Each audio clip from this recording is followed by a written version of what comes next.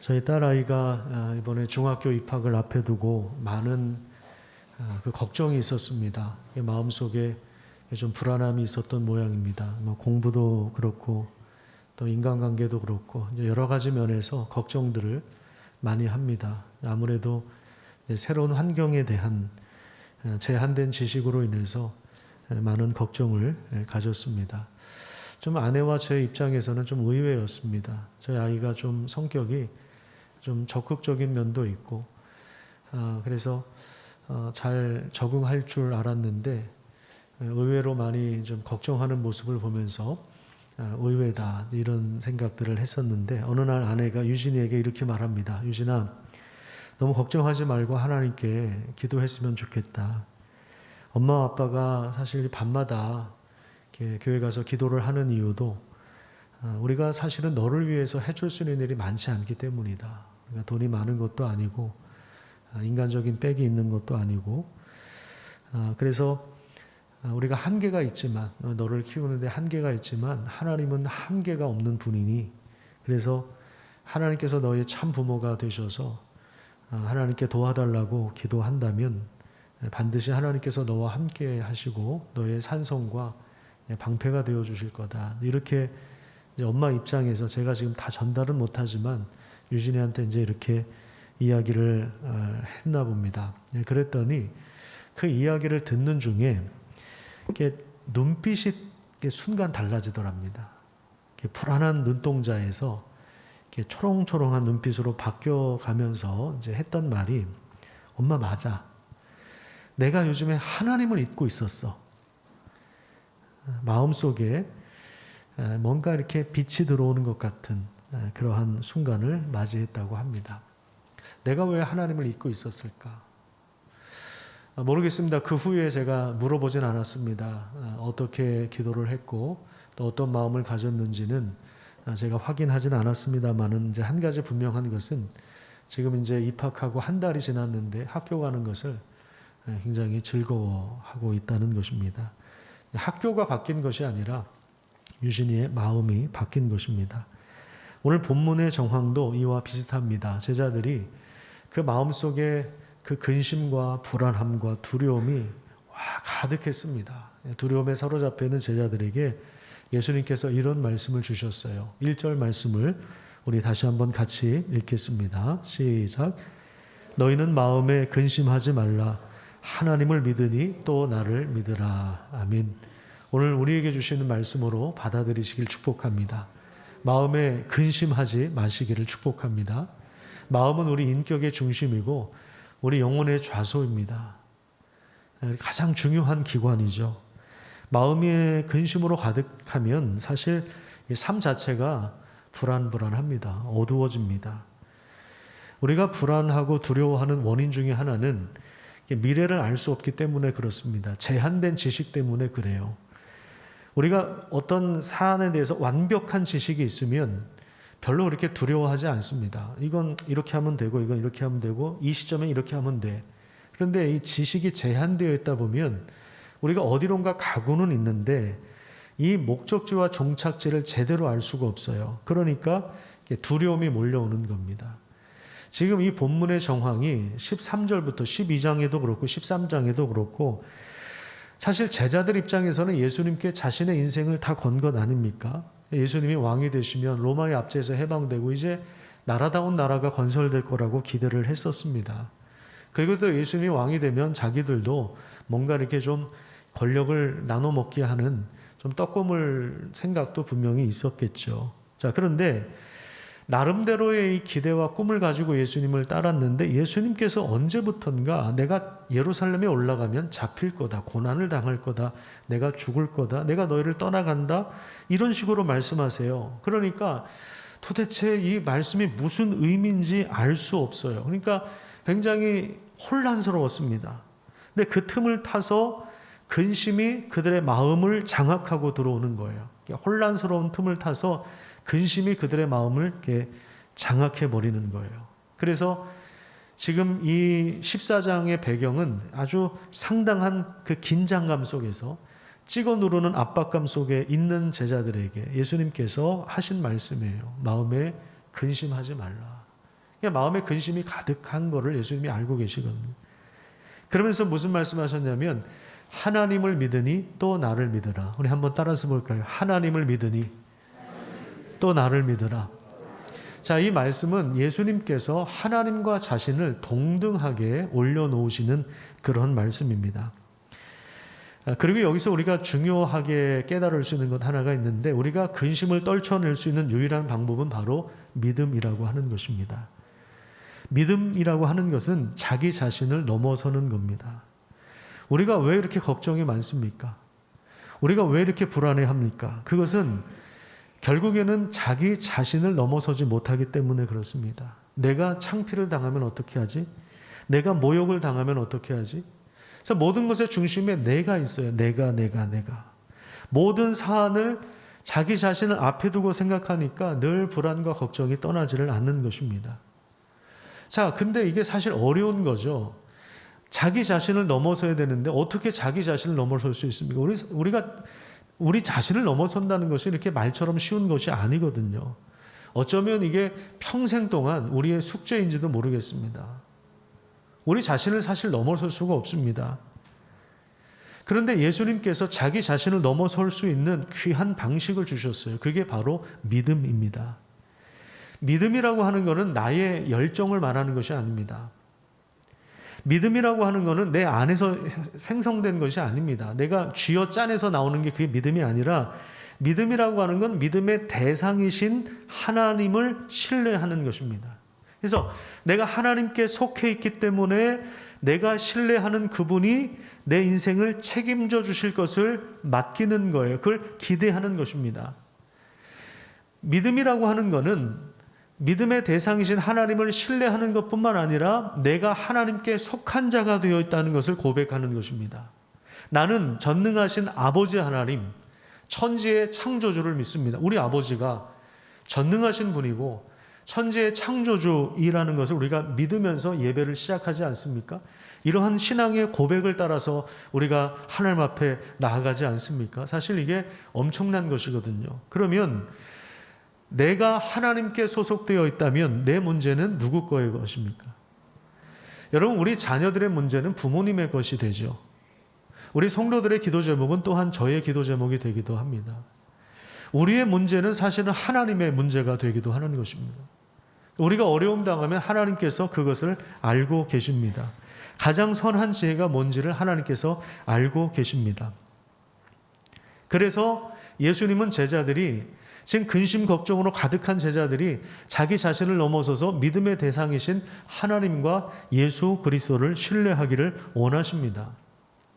자, 그러면은 구체적으로 무엇을 믿을 수 있습니까? 제자들은 무엇을 믿어야 합니까? 믿음의 내용은 무엇입니까? 믿음의 대상은 하나님이신데, 그러면 믿음의 내용은 무엇입니까? 우리는 무엇을 믿을 수 있습니까? 그 믿음의 내용을 확인해 보도록 하겠습니다. 2절과 3절 말씀 같이 읽겠습니다. 시작. 내 아버지 집에 거할 것이 많도다. 그렇지 않으면 너희에게 일렀으리라. 내가 너희를 위하여 거처를 예비하러 가노니, 가서 너희를 위하여 거처를 예비하면 내가 다시 와서 너희를 내게로 영접하여 나 있는 곳에 너희도 있게 하리라. 아까 우리 성가대에서도 찬양했지만, 우리를 위하여 예비해 두신 영원한 아버지의 집이 있어서 예수님이 우리를 부르신다는 그런 고백을 하지 않았습니까? 여기에서도 예수님께서 뭐라고 말씀하시냐면 내 아버지 집에 거할 것이 많도다. 만약에 그렇지 않다면, 내 아버지 집에 거할 곳이 없다면 내가 너희들에게 이미 이야기를 해줬을 거야. 여기 일렀으리라 이 말이 고자질한다 그런 뜻이 아니라, 그렇지 않으면 내가 너희들에게 말해두었을 것이다, 이런 의미이죠. 자, 그런데 여기 2절과 3절에서 우리가 눈여겨봐야 할 단어가 두 가지가 있어요. 동사가 두 가지가 있는데 펜 있는 분들은 체크를 한번 해보십시오. 첫 번째는 간다라고 하는 동사입니다. 2절 마지막에 가노니, 내가 간다. 이 동사가 굉장히 중요하고요. 그 다음에 3절의 중간쯤에 보면 내가 다시 와서 온다, 간다, 온다라고 하는 이 동사가 굉장히 중요합니다. 자, 먼저 간다는 말씀을 한번 보겠습니다. 이것은 예수님께서 십자가의 길을 걸어가신다는 말입니다. 죽음을 의미하는 것이죠. 자, 그런데 여기서 끝나는 것이 아니라 죽음 이후에 부활과 그리고 승천과 하늘 보좌 우편에 앉아서 왕으로 좌정하시고 온 우주 만물을 다스리는 것까지 보고 있는 것입니다. 그러니까 죽음이라고 하는 것이 최종 종착역이 아니에요. 죽음이 끝이 아닙니다. 새로운 영광을 위한 시작이 죽음입니다. 예수님께서 붙잡히시고 고난을 당하시고 십자가에 죽으시는 것은 억울한 죽음이 아닙니다. 힘이 없어서 당한 안타까운 것이 아니라 부활과 승천을 통해서 인간의 죄를 용서하실 뿐만 아니라 영원한 왕이 되시는 것에 대한 자발적인 순종의 길이라고 할 수 있습니다. 이것이 간다라고 하는 것의 의미예요. 그런데 제자들은 이것에 대한 제한적인 지식을 가질 수밖에 없습니다. 우리 아이들이 학교에 대한 제한적인 지식을 가질 수밖에 없고, 우리가 사업할 때 제한적인 지식을 가질 수밖에 없으니까 늘 걱정하고 불안하지 않습니까? 자, 여기에 대해서 예수님께서 완전한 지혜, 완전한 지식을 말씀해 주시는 것입니다. 자, 온다라고 하는 이 단어, 그 다음에 두 번째로 온다라고 하는 이 단어를 한번 같이 보도록 하겠습니다. 이 온다라고 하는 말은 예수님께서 다시 오신다라고 했을 때 우선 첫 번째 의미는 부활 후에 제자들을 만나 주신다, 이런 의미가 있어요. 자, 그 다음에 예수님께서 승천하신 이후에 성령을 다시 보내주신다고 하는 그런 의미가 있습니다. 그 다음에 세 번째는 다시 재림하신다, 다시 오신다. 그때는 이제 왕으로 다시 오셔서 살아있는 자와 죽은 자를 심판하십니다. 예수님을 거부했던 자들에게는 완전한 멸망과 심판을 선언하시고, 예수님을 믿고 따랐던 자들에게는 세상에서 예수님을 믿고 살아가면서 여러 가지 상처와 어려움과 아픔이 있을 텐데 그걸 어루만져 주시고, 또 우리 성도들이 했던 그 기도를 응답해 주세요. 그래서 하나님 나라를 완성하십니다. 그래서 예수님 다시 오셔서 완성하실 하나님 나라에서는 우리가 그동안 기도했던 것이 완전히 응답되어서 그게 눈에 보입니다. 30배, 60배, 100배의 결실로 그게 드러나요. 그게 보입니다. 그게 반짝반짝 빛나고 그게 영원토록 그것이 우리의 상급이 될 것입니다. 자, 그러면 예수님께서 가신다, 예수님께서 오신다라고 하는 뜻은 알겠는데, 그러면 예수님께서 이렇게 가시고 그 다음에 다시 오시는 것을 통하여 실제로 이루시는 건 뭘까요? 예수님께서 실제로 우리에게 이루어 주시는 것이 무엇입니까? 그것은 바로 2절에 나온 대로 우리를 위하여 무엇을 예비하신다? 우리를 위하여 거처를 예비하신다, 이 말이에요. 이 말은 하늘에 어떤 건물을 세우신다는 그런 의미가 아닙니다. 하늘에 어떤 멋진 맨션을 건축하신다, 이런 의미가 아니라 예수님의 죽으심과 부활과 승천과 그리고 성령의 보내주심을 통하여 그 삼위 하나님께서 우리에게로 오셔서 우리를 거처로 삼으신다, 이 말이에요. 우리를 거처로 삼으신다. 그래서 성령님이 우리와 함께 하실 때 우리를 성령이 거하시는 처소로 삼았다. 그걸 성령의 전이라고 하거든요. 그걸 줄여서 성전이라고 하는 거예요. 그러니까 삼위 하나님이 우리를 거처로 삼으신다. 우리를 성전 삼고 우리와 함께 계신다. 예수님의 별명이 그거 아닙니까? 너희와 영원토록 함께 하신다. 임마누엘이 그거 아니에요. 하나님 우리와 함께 하신다. 삼위 하나님이 우리와 함께 하시겠다는 말이에요. 자, 2절을 다시 한번 보세요. 내 아버지 집에 거할 것이 많다. 자, 이렇게 말씀하고 있는데, 여기서 아버지 집이 구체적으로 뭡니까? 복음서에서 특히 이제 요한복음에서 내 아버지 집이라고 표현한 것이 두 가지가 있어요. 첫 번째가 성전입니다. 요한복음 2장에 보면 성전에서 장사를 하고 이득을 취하는 자들을 향해서 예수님께서 굉장히 분노하셨습니다. 그래서 노끈으로 채찍을 만들어서 막 상을 뒤엎으시고 사람들을 내쫓으면서 내 아버지 집으로 장사하는 집을 만들지 마라. 인간의 탐욕을 정당화시키는 그러한 집을 만들지 마라. 내 아버지의 집. 예수님이 여기서 내 아버지 집이 뭐예요? 성전이죠. 예루살렘 성전을 말하는 것입니다.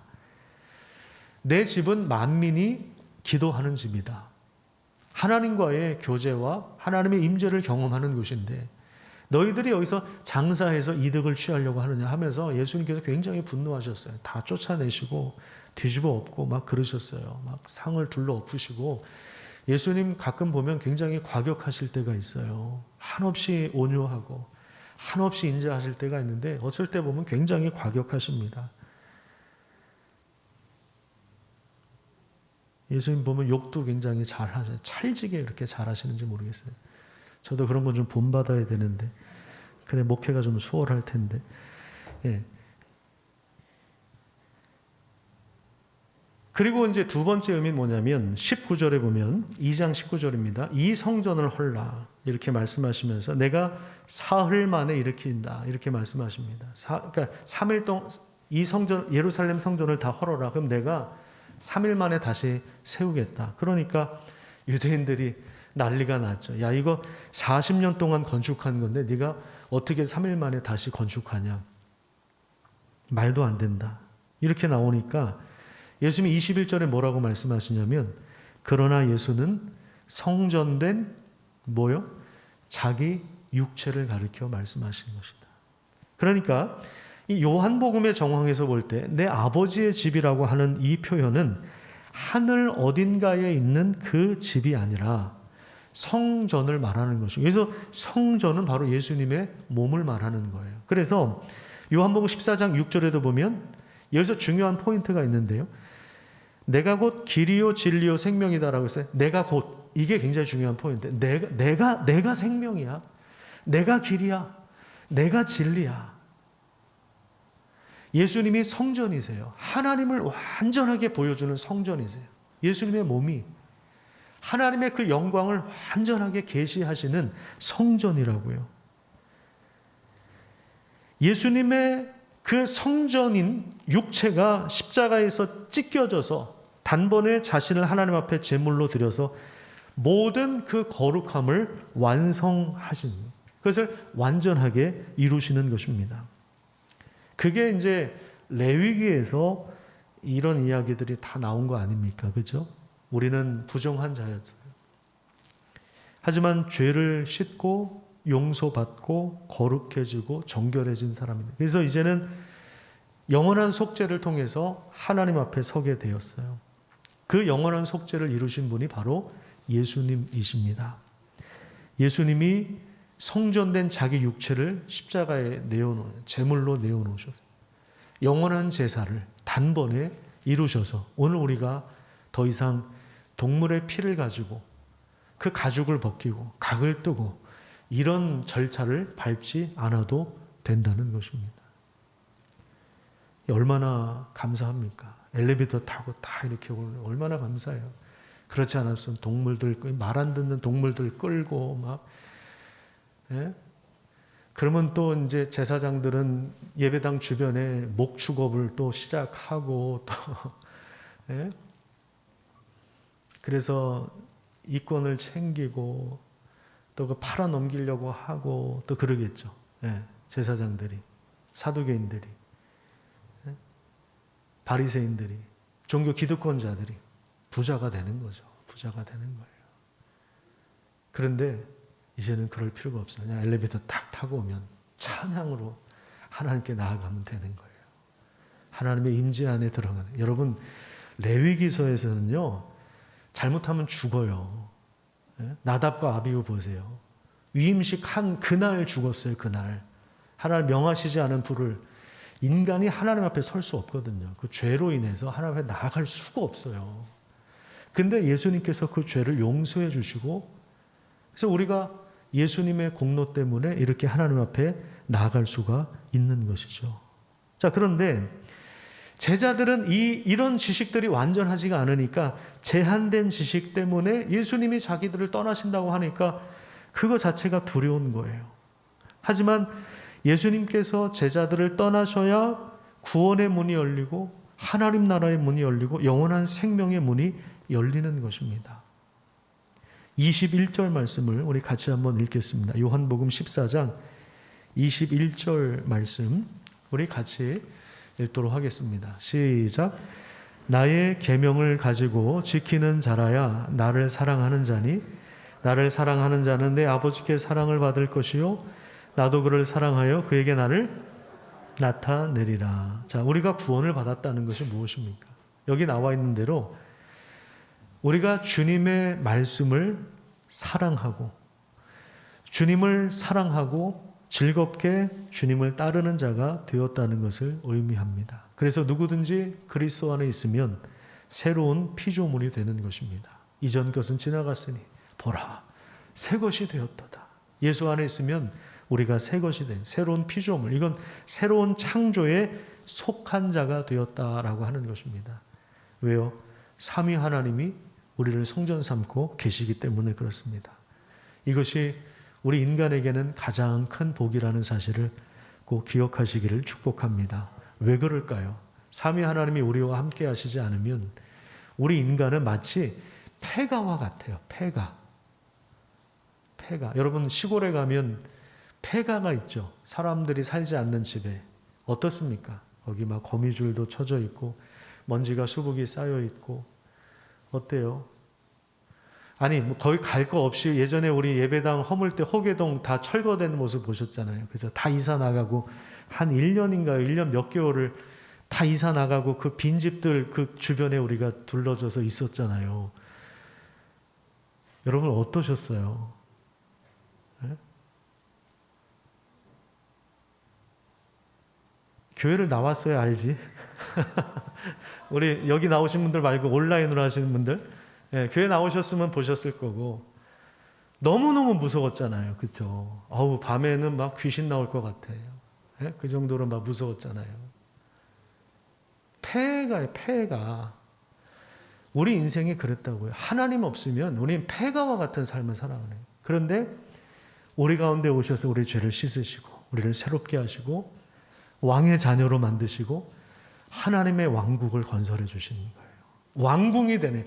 폐가에서 왕이 거하는 전이는 왕궁이 되는 거예요. 왕궁이 되는 거예요. 상징적으로 말하자면, 그러니까 얼마나 이게 기가 막힌 일입니까? 우리가 구원을 받았다고 하는 것은 대단한 것입니다. 하나님이 오셔서 하시는 일이 뭐냐? 우리를 창조하신 그 목적, 우리를 창조하신 그 목적을 실제로 이루십니다. 여러분 그게 뭔가요? 12절 말씀입니다. 자, 요한복음 14장 12절 말씀 우리 같이 한번 읽어보도록 하겠습니다. 자, 시작. 내가 진실로 진실로 너에게 이르노니 나를 믿는 자는 내가 하는 일을 그도 할 것이요 또한 그보다 큰 일도 하리니 이는 내가 아버지께로 감이라. 자, 예수를 믿는 자는 예수님이 하신 일을 자기도 할 것이고 그 다음에 그보다 더 큰 일도 할 것이다. 도대체 이게 무슨 말입니까? 예수님이 하신 일이 뭔가요? 예를 들어서 우리 요한복음에서 보면 예수님 무슨 일을 하셨죠? 뭐 물로 포도주도 만드시고요. 오병이어의 기적도 행하셨고요. 바다를 잔잔케 하기도 하셨고요. 귀신을 쫓아내기도 하셨고요. 죽은 자를 살리기도 하셨고요. 귀신을 쫓아내기도 하셨죠. 이게 예수님 하신 일 아닙니까? 근데 우리도 그 일을 똑같이 할 수 있다는 거예요. 예수님이 하신 일을 요약하면 그게 뭔가요? 바로 하나님 나라를 이 땅에 가져오신 거예요. 하나님 나라가 시작된 것입니다. 근데 우리가 이것을 통해서 알 수 있는 게 뭐냐면 이 땅에 회복의 역사가 시작되었다. 근데 여기서 더 큰 일이라고 하는 것이 우리는 항상 이 비교급으로 이해를 하기 때문에 뭐 예를 들어서 예수님이 50을 했다면 우리는 한 70 정도를 해야 더 크다고 생각하는데 그런 의미가 아니라 예수님이 이제 새로운 시대를 여신 거예요. 그래서 예수님이 시작하신 그 일을 교회를 통하여 완성하시겠다는 그런 이야기입니다. 예수님이 시작하신 일을 우리 교회가 주님의 몸된 교회가 그 일들을 계속해서 이어나가고 그죠? 우리 인생 가운데 그걸 이어나가면 그게 얼마나 복된 인생입니까? 그죠? 여러분 우리의 죽음을 누가 기억하겠습니까? 나중에 여러분들의 죽음을 여러분들이 돌아가시면 70억 인구 중에 몇 명이나 기억하시겠어요? 여러분들의 죽음을 한번 생각해 보세요. 한 10명 될까요? 그러다가 시간이 지나면 잊혀져 가는 거예요. 자녀들 몇 명만 기억할 겁니다. 우리 인생을. 누가 기억합니까? 70억 인구 중에 여러분, 하나님이 안 계시면요, 70억 인구 중에 우리가 열심히 아무리 살아도요, 아무리 뭐 열심히 업적이 있고 그래도요, 죽으면 끝이에요. 기억 안 해요. 다 잊어버려요. 잊어버리고 우주의 한 먼지만도 못한 그런 존재가 우리 인간이라고요. 폐가와 같은 우리를 예수님께서 오셔서 우리를 위하여 죽으시고 하나님의 자녀 삼아주시고 의미 있게 인생을 살게 하시고 예수님이 시작하신 일을 우리를 통해서 이어나가게 하신 거예요. 여러분, 이게 얼마나 기가 막힌 사명과 그 직분과 그 영광을 우리에게 허락해 주셨냐 이 말입니다. 그런데 우리가 이걸 어떻게 감당할 수 있죠? 그러면 예수님이 하신 일들을 우리가 이제 이어가야 되는, 예수님 다시 오실 때까지, 완성하실 때까지 우리가 이어가야 되는데 우리가 이걸 어떻게 감당할 수 있겠습니까? 그것은 바로 기도하는 것입니다. 자, 기도가 뭔지를 한번 보겠습니다. 13절, 14절 같이 한번 읽어볼게요. 시작. 너희가 내 이름으로 무엇을 구하든지 내가 행하리니 이는 아버지로 하여금 아들로 말미암아 영광을 받으시게 하려 함이라. 내 이름으로 무엇을든지 내게 구하면 내가 행하리라. 여러분, 기도가 무엇입니까? 예수님의 이름으로 구하는 것이죠. 그럴 때 누가 행한다고 말씀하세요? 주님께서 행하십니다. 하늘과 땅의 모든 권세를 가진 예수님께서 행하시고 이루어 주십니다. 이게 기도 응답인 거예요. 우리에게는 능력이 없죠. 우리 인간은 사실 한계가 많아요.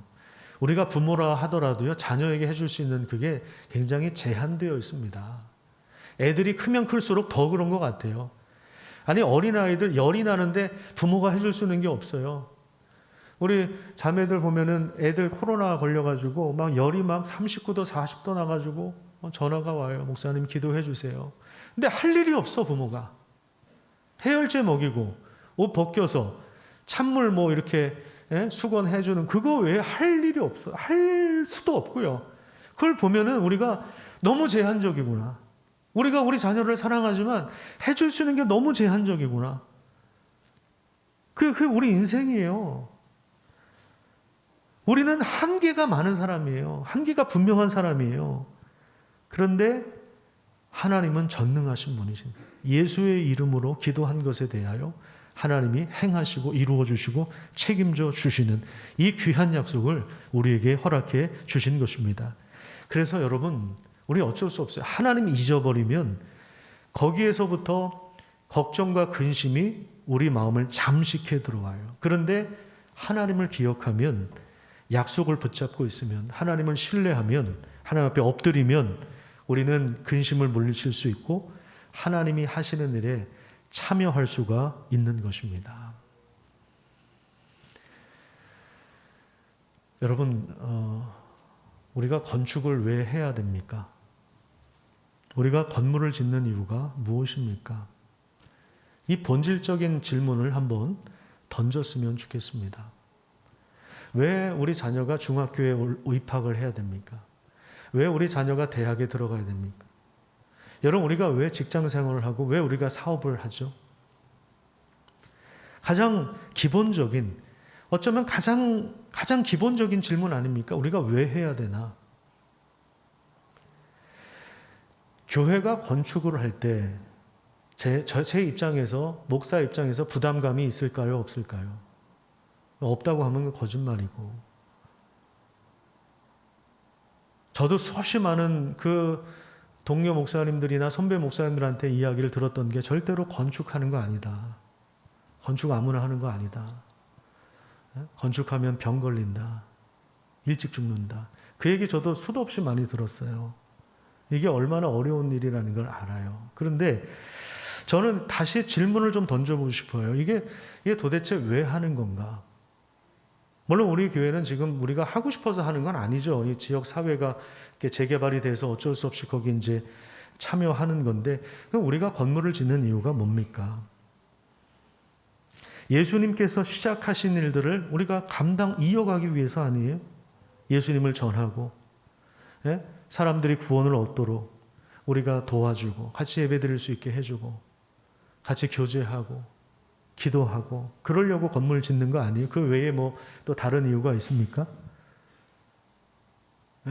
우리 다른 이유가 있어요? 아니잖아요. 그거잖아요. 예수님이 시작하신 일을 우리가 이어가는 거 아닙니까? 주님 다시 오실 때까지 나는 이 길을 가리라.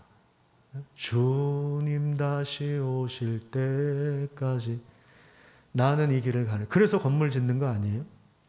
그러면 이게 제 일입니까? 여러분들의 일입니까? 아니면 주님의 일입니까?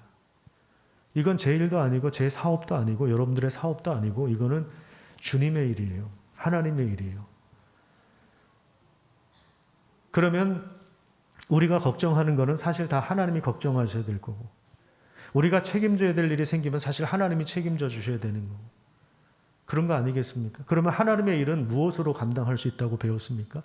13절, 14절에서 기도로 감당하는 거예요. 하나님이 행하신다고.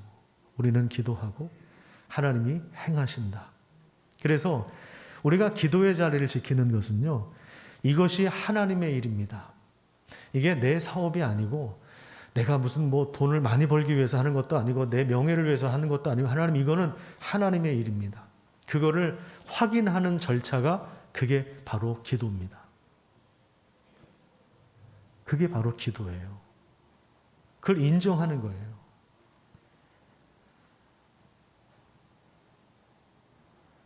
우리 자녀들이 공부하는 것도 마찬가지고요. 진로를 선택하는 것도 마찬가지고요.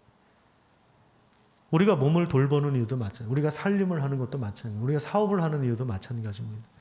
여러분, 그게 그냥 내 사업이면 기도할 필요 없어요. 그냥 내 힘으로 하면 돼요. 공부해서 진로를 하고 그게 하나님하고 상관없이 그냥 나의 목적을 위한 거라면 그냥 내 지식으로 하면 되고 내 열심으로 하면 되고 기도할 필요도 없어요. 내가 하는 만큼 결과가 주어지니까. 운이 좋으면 조금 더 좋은 결과가 나타나는 거고, 운이 없으면 나쁜 결과가 나타나는 거고.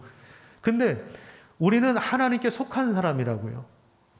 하나님이 우리 아버지시라고요. 그러면은 이거는 우리 개인적인 일이 아니고, 건축하는 게 제 개인적인 사업이 아니고 하나님의 일이라고요. 걱정은 되지만 걱정은 안 해도 되는 거예요. 왜? 아니, 건물 제대로 못 지으면 그거 하나님 손해죠. 제 손해입니까? 아, 목사님 또 그렇게 얘기하시면 안 되죠. 그렇죠. 그렇게 얘기하면 안 되죠. 어쨌든 그런 책임은 져야 돼. 근데 사실 따지고 뭐 이게 하나님의 일이라고요. 목회도 그렇고. 저는 제 입장에서는 그래요. 여러분들 일을 하는 거, 그게 여러분들의 일이 아니라 하나님의 일이라고요. 그러면 자신감을 가지세요. 엎드리세요. 그거밖에 없어요, 우리에게. 우리가 할 수 있는 일은 그거밖에 없어요. 기도 외에는 방법이 없어요. 왜? 우리가 하는 일이 아니니까. 세상을 변화시키는 일을 하나님이 하세요. 아니, 우리 1도도 못 내리는 우리가 뭘 해요? 머리카락 매일 빠지는데 몇 카락이나 빠지는 거 막을 수도 없고 다시 붙일 수도 없는 게 우리 한계인데 우리 힘으로 뭘 한다고 그래요? 우리가 하나님보다 능력이 많습니까? 그러면 그냥 열심히 사세요. 근데 한계가 명확한데 우리가 뭘 한다고 그러십니까? 예? 제가 최근에 장기하 노래를 들었는데 거기에 이런 제목이 있어요. 자꾸만 뭘 하려고 그래. 제목이에요. 제목. 자꾸만 뭘 하려고 그래. 한번 검색해 보세요. 6분 동안 그 가사만 나와요. 자꾸만 뭘 하려고 그래. 제가 거기서 영감을 얻었어요. 야, 그래, 맞아. 그래, 자꾸만 뭘 하려고 그러지 말자. 그래, 하나님이 하시는 거다, 이거는. 한번 들어보세요. 얼마나 은혜로운지. 6분 동안 그 가사만 반복돼요. 야, 노래를 이렇게 만들 수도 있구나. 자꾸만 뭘 하려고 그래. 이게 반복돼요, 계속. 여러분, 우리가 건축하는 과정에서 지혜가 필요해요. 지식도 필요하고요. 사실은 돈도 필요해요. 그리고 함께 일하는 동역자들도 필요하고, 필요한 게 너무너무 많더라고요. 제가 막상 이렇게 닥쳐보니까 이거는 제가 목동생을 썼지만 이론하고 실제하고는 달라요. 그 전까지는요, 마치 철장 안에 있는 호랑이를 보는 것 같았어요. 그런데 이제 호랑이가 철장을 바깥에 뛰어나오는 상황이에요. 이제 철장 문이 열리려고 해요. 여러분, 지식, 목회도 그런 것 같아요.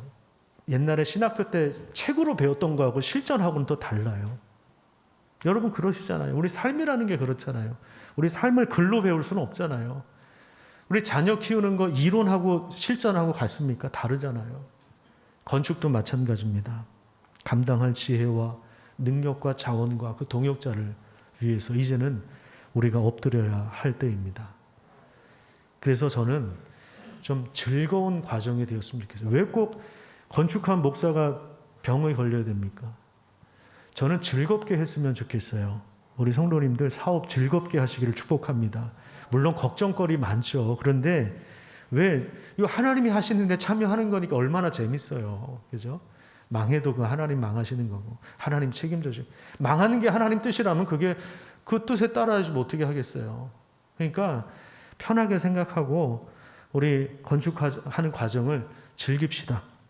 내일부터 온가족 릴레이 기도회가 2주간 진행되는데요. 그 다음에 이제 온가족 새벽 기도가 열립니다. 지금부터 새벽을 좀 깨우십시오. 우리 온 성도가 같이 지금부터 내일부터 당장 새벽을 좀 깨우고 같이 기도하고 좀 이렇게 여기 예배당 가까운 분들은 나와서 기도하시고요. 좀 먼 분들은 멀다고 하는 거는 연천에 사시거나 이런 분들을 말씀드리는 거예요. 저 경기도 연천 이런데 이게 먼 분들은 이제 온라인을 하시고 그 외에 가까우신 분들은 좀 나와서 기도하시고요.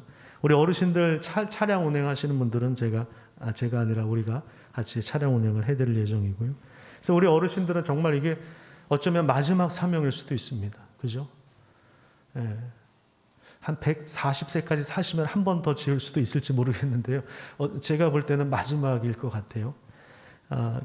교회와 나라를 위해서 기도할 수 있는 절호의 찬스이고 하나님 우리에게 기회를 주셨습니다.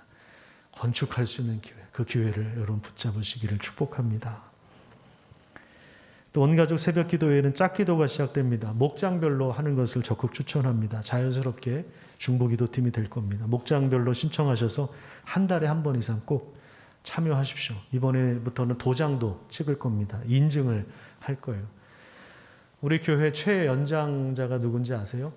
우리 이신덕 권사님 돌아가시고 나서 이제 우리 이규환 권사님이 최연장자신데 이규환 권사님부터 태 속에 있는 우리 지금 임신한 자매들, 우리 태 속에 있는 아이에 이르기까지 모든 세대가, 모든 성도가 다 기도하면서 이 일이 하나님의 것입니다. 하나님의 일에 우리가 참여할 수 있도록 도와주셔서 감사합니다. 이런 마음으로 참여하시기를 부탁드립니다. 모든 부서에서도 우리 학생들, 중고등부 학생들, 또 우리 초등부 아이들, 유치원 아이들까지도 기도 제목을 공유하고 구체적으로 우리가 이제 구체적으로 기도 제목을 드릴 예정인데 왜냐하면 지금 호랑이가 이제 나오려고 그래요. 이제 철장문 열고 나오려고. 특별히 직분 받은 분들에게 부탁드리겠습니다. 직분은 우리 명예를 위한 것이 아닙니다. 폼으로 달고 있는 것도 아닙니다. 직분을 가진 분들은 더 기도의 무릎을 꿇으시기를 부탁드리겠습니다. 코로나가 두렵지만 두려움을 떨치고 나오십시오. 현장에 나와서 되도록 기도하십시오. 한 가지 분명하게 말씀드릴 수 있는 건 뭐냐면 마스크를 쓰고 예배드리면 절대로 감염되지 않아요. 그리고 이미 감염되셨던 분들 안심하고 그냥 나오세요. 어차피 이미 감염됐으니까.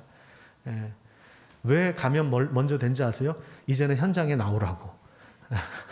그러니까 이제 감염되신 분들은 이제 나와서 같이 예배 드리시고요.